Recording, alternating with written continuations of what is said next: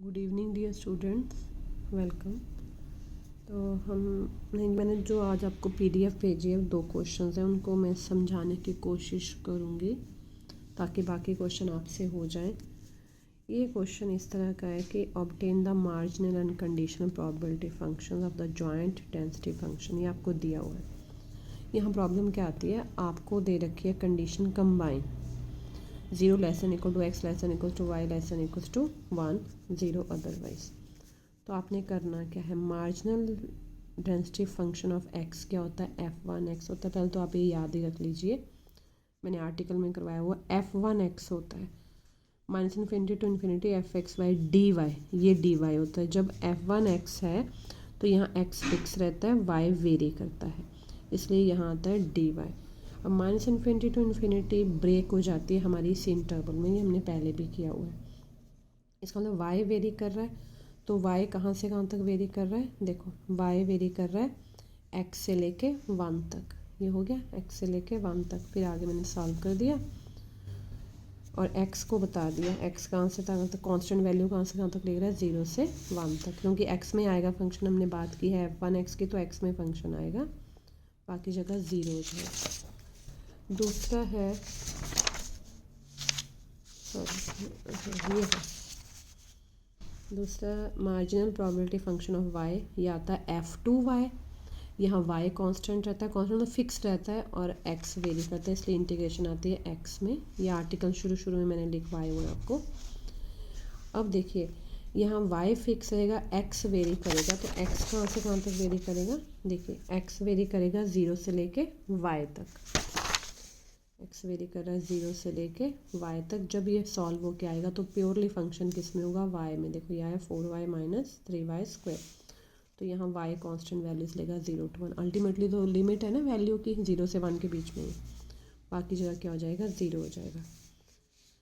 Conditional probability में वही आपको मालूम होना चाहिए, y गिवन x है तो ये आता है y गिवन x, ये भी मैंने लिखवाए हुए हैं। ऊपर आता है f ऑफ एक्स वाई, नीचे आता है f1x।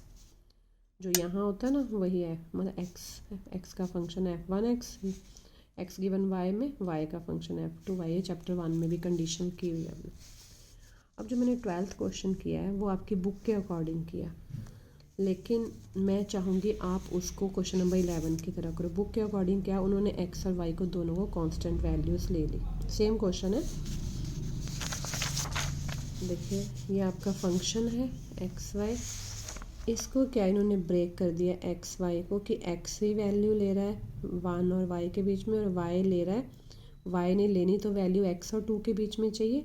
आपकी बुक के अकॉर्डिंग वो कहता है कि y वैल्यू ले रहा है 1 और 2 के बीच में। मैंने सॉल्व वैसे कर दी क्योंकि आंसर आपकी बुक के अकॉर्डिंग इस तरह से आता है, लेकिन मैं आपसे कहूँगी जो मैंने कर दिया वो बिल्कुल ठीक है, लेकिन आप इसको ऐसे करिएगा। देखिए marginal density function of x, फिर वही आ गया f1x minus infinity to infinity, X fix रहेगा, y वेरी करेगा। y वेरी किया तो y ने वैल्यू कहाँ से कहाँ तक लेनी है, x to 2 तक लेनी है।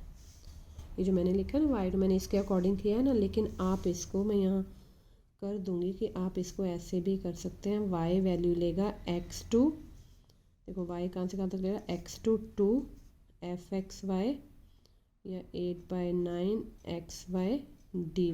आप इसको ऐसे भी सॉल्व कर लेना, पर आंसर आपका बुक के अकॉर्डिंग नहीं आएगा, ये मैं बता देती हूँ। इससे क्या होगा, 11 और 12 दोनों क्वेश्चन आपके एक जैसे सॉल्व हो जाएंगे, याद भी रहेगा कि हमें कैसे करना है। दिया हुआ है y कहाँ से कहाँ तक ले रहा है, x to 2, ये तो मैंने अपने से लिखी है ना, आपकी बुक के अकॉर्डिंग मतलब उन्होंने इस तरह से ब्रेक करके दिया हुआ। अदरवाइज अगर 11th क्वेश्चन देखें तो उसके अकॉर्डिंग y वैल्यू ले रहा है x to 2, x वैल्यू ले रहा है 1 to y। ऐसे ही जब f2y लिखा तो इंटीग्रेशन किसके अकॉर्डिंग आई, dx के अकॉर्डिंग, तो ये वैल्यू ले ली। x वेरी कर रहा है, x वेरी कहाँ से कहाँ तक कर रहा है, 1 to y। ये ठीक है अकॉर्डिंग टू दैट आंसर। ये आंसर वैसे भी गलत था, 2/3 चलो वो तो कैलकुलेशन मिस्टेक है, वो कोई बात नहीं, लेकिन अगर आप x to 2 करेंगे तो ज़्यादा बेटर होगा,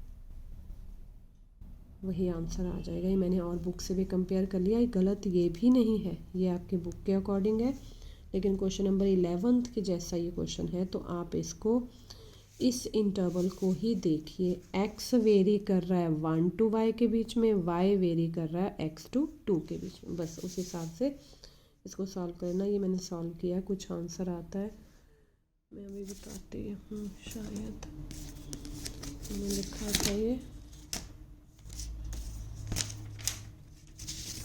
ये आता है 4/9, चेक कर लेना, 4/9 x 4 - x², चेक कर लेना आपने। और इसके अकॉर्डिंग फिर कंडीशनल भी बदल जाएगी, कंडीशनल भी आपके चेंज अकॉर्डिंगली। बस मुझे इतना बताना था। ये 2-3 क्वेश्चन है जो कंबाइंड कंडीशन वाले हैं, फिर आपकी बुक के जो क्वेश्चन आते हैं वो अलग अलग कंडीशन के, तो मैं उनको नहीं करना चाहूँगी। जो मेन अभी और भी करवाऊँगी, ऐसी बात नहीं है, वो आपको ऐसे भेजूँगी। देखो ये कंबाइंड कंडीशन वाला था जो भी मैंने करवाया, ये कंबाइंड, दोनों सेम क्वेश्चन है। 13 देखें तो कंडीशन अलग अलग है, कोई दिक्कत नहीं आएगी करने में। एक्स अपनी वैल्यू ले रहा है 0 to 1, वाई अपनी ले रहा है। 14th में भी दोनों कंडीशन अलग अलग हैं, 15th में भी आगे अलग अलग आती हैं। अब जो क्वेश्चन अलग है वो मैं करवाऊँगी, इसके क्वेश्चन अच्छे से करने हमने। और एक मैंने जो आज आपको पेपर भेजा उसमें ये क्वेश्चन आया हुआ है, तो मुझे लगा कि अब आपको ये भी मुझे करवाना है। ये आप पढ़िए ऑन पेज 254, ये कोवेरिएंस और उसकी कितनी 5-6 प्रॉपर्टीज़ है, इनमें से क्वेश्चन आया। देखो मैं भी यही करवाऊँगी, आप अपने आप इसको पढ़ के समझिए। कुछ नहीं समझ आएगा तो मुझे बताइए, फिर मैं ये करके आपको वीडियो बना के ही भेज दूँगी। This is my humble request to you, क्योंकि अभी मैंने जो पेपर भेजा, मुझे भी किसी ने भेजा है, उसमें कोवेरिएंस का क्वेश्चन आया हुआ है, चाहे शॉर्ट ही आया है। तो हमें ये छोटी छोटी प्रॉपर्टीज सॉल्व करनी आनी चाहिए। आप लोग करिए, बाकी मैं 2-2 क्वेश्चन डेली भेजती रहूँगी। फिर भी मुझे लगा ये करना है, आपको नहीं समझ आया तो मैं करवा दूँगी। Thank you very much.